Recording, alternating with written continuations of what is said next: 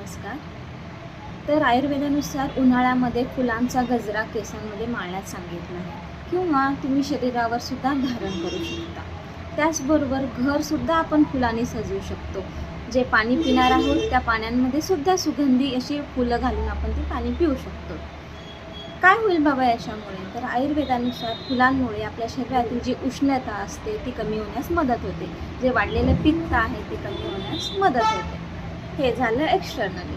Internally काय करायचं आहे? आपण जे पाणी पिणार आहोत, जे मटका यूज करणार आहोत, ज्या डेऱ्यामध्ये आपण पाणी घालतो त्या डेऱ्यामध्ये आपण एक 4-5 सुगंधी द्रव्ये जे अवेलेबल असतील ते, म्हणजेच मोगरा असतील, जाई, जुई यापैकी कोणतेही 4-5 फुले त्या पाण्यात टाकायचे आणि ते पाणी प्यायचं आहे. त्यामुळं काय होईल? उन्हामुळे जे शरीरामध्ये पित्त वाढलेलं आहे, जी हीट वाढलेली आहे ती कमी होण्यास मदत होते. त्याचबरोबर फुलांमुळे आपलं मन शांत राहील.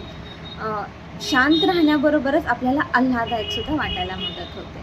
तर तुम्ही ऑब्झर्व केलं आहेत का की ही सुगंधी फुलं ही उन्हाळ्यामध्ये जास्त आपल्याला अवेलेबल होतात का?